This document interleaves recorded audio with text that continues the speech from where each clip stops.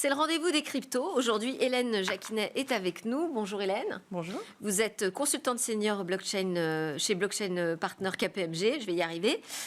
Aujourd'hui, dans l'actu des cryptos, vous avez eu envie de nous parler en particulier de Deutsche Telekom et de son projet pilote de mining de Bitcoin. Effectivement, Deutsche Telekom qui lance un projet très intéressant. Deutsche Telekom, c'est la plus grande entreprise de télécommunications en Allemagne et qui lance un projet lié au minage de Bitcoin. Alors, le minage de Bitcoin, je le rappelle pour les téléspectateurs. Oui. Qu'est-ce que c'est ? C'est un processus qui vise à créer de nouveaux Bitcoins.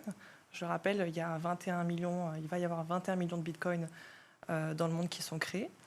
Et c'est un processus qui vise également à vérifier les transactions qui sont ajoutées chaque jour sur la blockchain Bitcoin. Et ce processus, il est réalisé par des acteurs qui sont les mineurs et qui utilisent une puissance de calcul considérable pour créer ces nouveaux Bitcoins.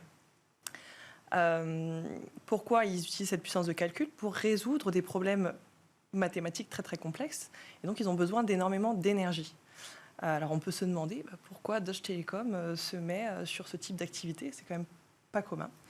Ce qu'il faut savoir, c'est que Deutsche Telekom, à travers sa filiale MMS, est déjà inscrit dans l'écosystème crypto depuis déjà quelques années, je crois 2020. Ils ont déjà fourni leur infrastructure à des protocoles décentralisés dans le Web3 et ils opèrent un nœud Bitcoin depuis 1 an maintenant. Et donc, ils ont vu dans ce projet une opportunité pour mettre plusieurs acteurs autour de la table et pour lier technologie, innovation et environnement. D'accord. Environnement, ça peut paraître un peu surprenant, surtout quand on parle de Bitcoin, etc. Mais pas tant que ça, puisque les mineurs, finalement, ils ont un challenge qui est de taille, c'est de maximiser leurs profits, donc les Bitcoins qu'ils gagnent, et de réduire au maximum leurs coûts. Leurs coûts, c'est surtout l'énergie. Et donc, ils vont aller chercher l'énergie la moins chère. Et l'énergie la moins chère, c'est l'énergie inutilisée des énergies renouvelables, donc l'éolien, le photovoltaïque, puisque ces énergies dépendent de la météo et donc ont parfois des pics de production. Et cette énergie, si elle n'est pas utilisée, elle est perdue, puisqu'on ne peut pas l'absorber par le réseau électrique et on ne peut pas non plus la stocker. Et donc, c'est là que c'est intéressant pour le minage, parce qu'on va pouvoir capitaliser sur cette énergie qui est perdue et on peut débrancher les machines de minage en fonction de l'énergie disponible.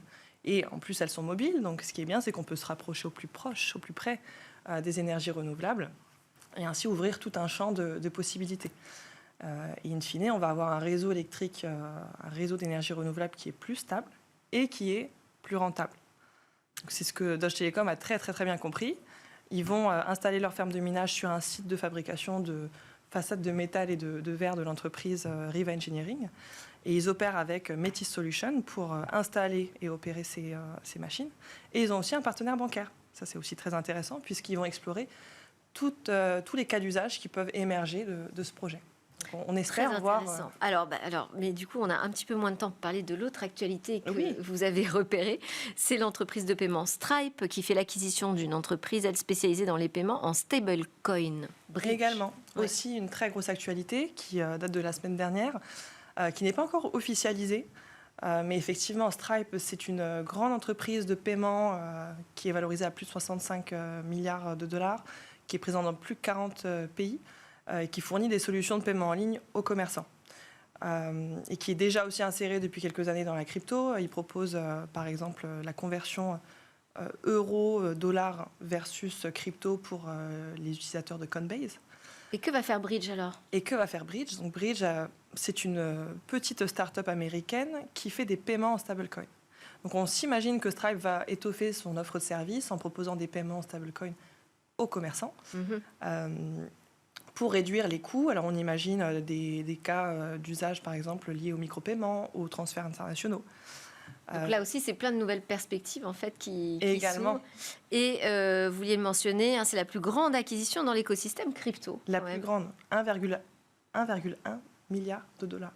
C'est énorme. Merci beaucoup, Hélène Jacquinet, d'avoir été avec nous sur l'actu des cryptos. Je rappelle que vous êtes consultante senior, blockchain partner, KPMG. Merci beaucoup à vous de nous suivre avec une grande assiduité. C'était Smartech. On se retrouve très bientôt sur la chaîne Be Smart for Change.